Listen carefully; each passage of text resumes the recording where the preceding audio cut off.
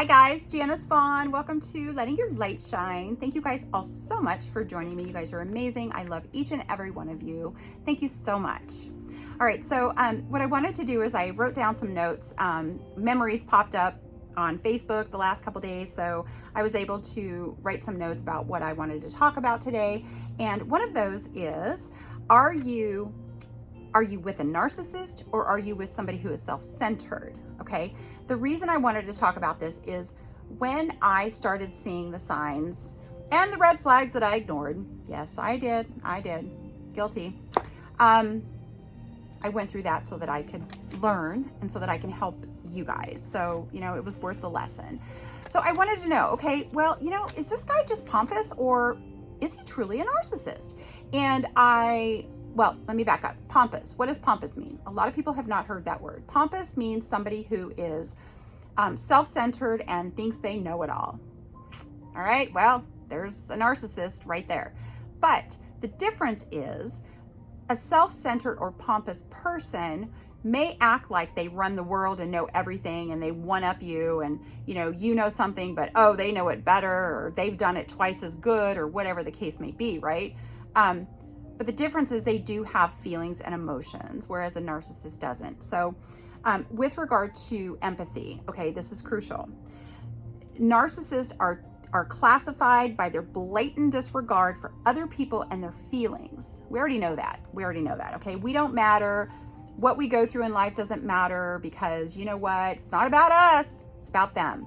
Whereas a person who's pompous or self-centered will have the ability to show some form of empathy. Okay, they can take a step back and take off their pompous hat, so to speak, and they can turn around and go, okay, well, you know what? I know I was an asshole, but I do understand what you're going through, and I'm sorry you're going through it.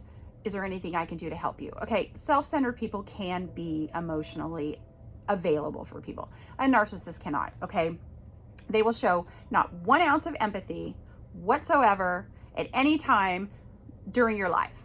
So if you are like me, and I'm a person that if I'm sad, nothing is better than just getting a great big bear hug, right? And just somebody just coming up and not even saying a word, just sometimes just giving you a hug and just going, it's gonna be okay.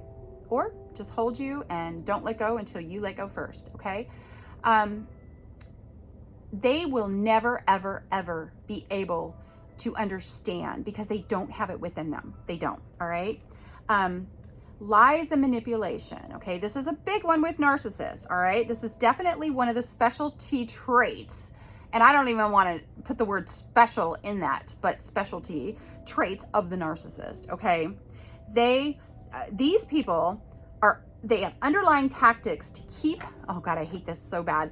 And it's so true because it just brings back so much emotions. To keep their victims under their influence. It is so true. They will do whatever they can to just have this cloud above you so that you cannot breathe and come through this cloud and start living your own life because they've got to have this cloud of you, that hence the black cloud. So that they can control you and they can manipulate you and they can keep you at bay, so to speak, right? The whole control thing, all right? Self-centered, pompous people they lie, they manipulate, but I think at sometimes in life, they realize that what they're doing is very harmful and very hurtful to people, so they will back up and they will recognize that and they will acknowledge it, all right? A narcissist will not, absolutely will not, okay?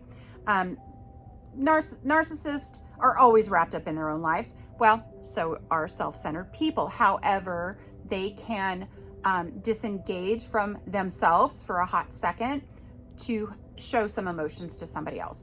A narcissist will not do that. They just won't, okay?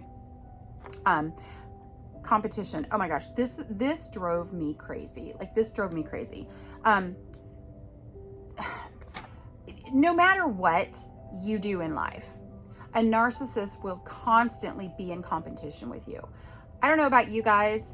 I'm not here to compete with anybody in life. I'm me. I'm going to do me. I'm going to do my own thing. I'm going to live my life.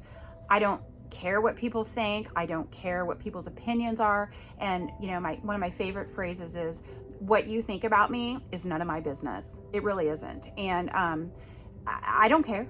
It doesn't, because your opinion really doesn't affect my life. I can choose to let that control me, or I can just choose to let it go in one ear and out the other and go, apparently he or she is having a bad day. So a narcissist will always, always, always be in competition with you. And if you did something in high school, for example, maybe you played sports, well, guess what? The narcissist played twice the amount of sports that you did. They did better. They won trophies. They were, athlete of the year, what have you. Okay, no matter what you do. And then they try to diminish what your accomplishments were. All right. So I was a gymnast, and I will never forget telling this story to a narcissist. And it was embarrassing to me, but you know what? I was like, I was in a relationship, and you're supposed to be open and honest, right? So I remember doing this. It's kind of funny, actually. My dad, I need to check with my dad. I guarantee he still has this video. I have to find it. Remember the videos that, it was the ones that tick, tick, tick, tick, tick. It was the older ones. I know he's got it. I'm going to go see him this weekend and see if he does. So I was doing the beam, and I was doing a back walkover, and my hands totally missed the beam. It was in a meet as well. Oh my God. It wasn't just practice. It was a competition. So I went backwards to do my back walkover, and my hands totally missed the beam, and I went face planted right in it. I was humiliated. And so it's funny to talk about now, right? But I told the narcissist this story, and you know what? For 4 hours, I kid you guys not, for 4 hours, this man went on about, well, you didn't have the right trainer, and if I would have been there, I could have trained you. And I'm sitting here going, are you a gymnast? Have you done any gymnastics in your life whatsoever? Well, no, but I played soccer, and I would have been a professional, and I would have been this and that. And, but I got injured, and because I got injured, I couldn't do this or that. But I found it so funny that this man went on for 4 hours about how I should have done this and that better, because he has competed in so many events, and he has done so many competitions, and he's so athletic and blah, blah, blah. And it was so crazy, because I remember this conversation so vividly that I did not even really engage with him, because I knew it was just totally blown out of proportion. So I just sat back, and I'm like, you know what? It was a day that I was working. So I remember just doing my thing. I was on my computer, and he went on and on and on and on and on, like he always did. And it was so funny, because about 2 hours in, I thought to myself, oh my gosh, he is literally crazy. He has literally lost his freaking mind, because why are you talking about something that you were not even involved in, or you weren't even there? And so they are constantly in competition. If you play a board game with them, let me just tell you, please don't save your soul. Please save your soul. Don't play any games with them, because if you win, you are a cheater. Okay. If you win and they don't, then they're going to call you out and say, well, you played this wrong, and you rolled the dice wrong, and you took the wrong card off the deck, and you didn't call Uno when you were supposed to. And it's just chaotic. It's so crazy. In the moment, it was super frustrating for me. It was so crazy and so off the wall nuts that I just couldn't even fathom that I was dealing with this. But now that I'm away from it, and I'm telling you guys these stories, I do have to laugh, because at this point it is so ridiculous that when you're in it, you don't see it. But when you're out of it, oh my gosh, the first sign of narcissism, you just like back off and go, oh God, no, get out of here. Leave right now. So I got off track there for a second, but I wanted to elaborate on that a little bit, because they compete because they cannot lose at all, no matter what it is. They can't lose. If you flip a coin, let's say, all right, and you call heads and it's tails, oh my God, they're gonna talk about how they won for 5 days. But if you win, okay, which brings up something else. Oh my gosh, this is so funny. I might have told this story before, but it just came to mind, so I have to tell it again. So in Arizona, they got this sports betting here, and I didn't know what the hell I was doing. In fact, I know I told the story, and I'm sorry, but I have to tell it again. It is hilarious. So I don't know. I got some free bets from the casino, and I didn't know what the hell I was doing. I was betting on all these football games. This was 2 years ago, 2021. Yes, the fall, when football season started. And I was betting on this and that and blah, blah, blah. So it happened to be that I picked the Patriots to win a certain game. And I had picked like 8 different games to win over, under. I don't know what I was doing. Honestly, I have no idea what I even wanted to this day. But when it pops up in my memories, I'll have to share it with you guys. And so because he is a Boston fan, he wanted half of my winnings, which turned out to be like $1,285. I don't know. I hit all these different things, and it was a free bet, and I hit them all, and it was really difficult to do, apparently. I don't know. I was just going eeny, meeny, miny, mo.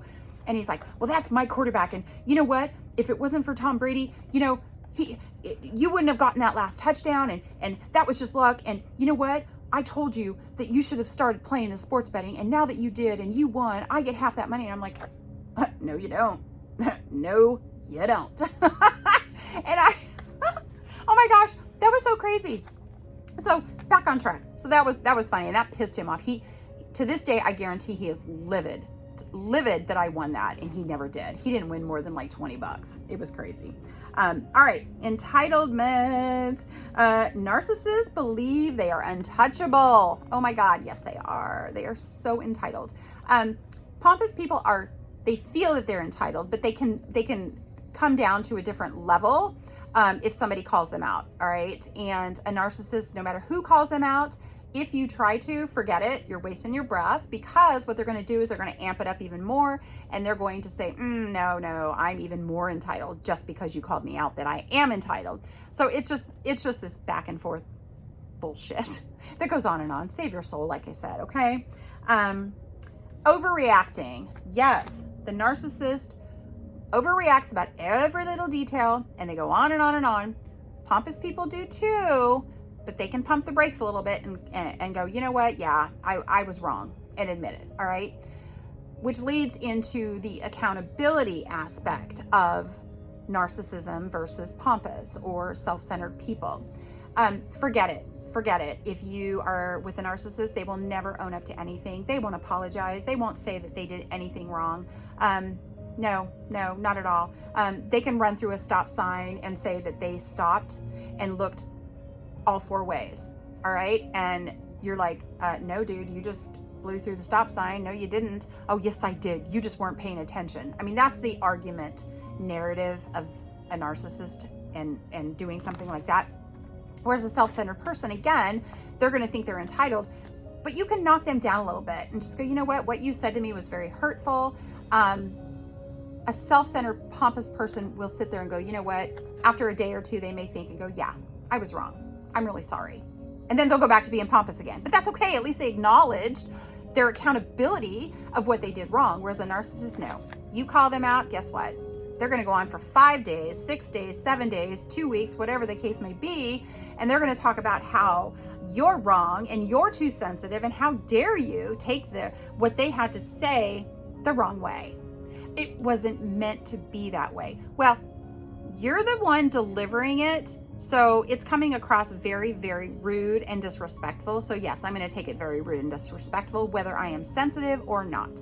You don't have to be a sensitive person to take something the wrong way. But with a narcissist, that is what I was told constantly. You are so sensitive. You need to grow thick skin. Okay? Who are you to tell me what to do, right? So a lot of that used to affect me. And there were times, guys, that I sat there and went, you know what, maybe I am too sensitive. And the second I used to think that stuff, I immediately retracted and said to myself, you know what, I am sensitive. I am extremely sensitive. I'm fragile. And nobody is going to take that away from me.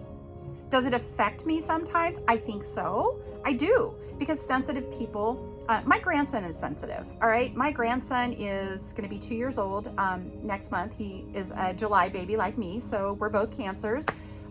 Yes, we're sensitive. And you know what? I am damn proud to have a grandson who's sensitive. And it shows so early in his life that he's very sensitive. But you know what? I think that's great. Because sensitive people have a heart. And they love so much. All right. Something a narcissist cannot do, which is why they can't stand being around sensitive people, but they prey on sensitive people. It's crazy. All right, guys, I'll be back soon. Love and light to all of you. Thank you all so much. Thanks. Bye.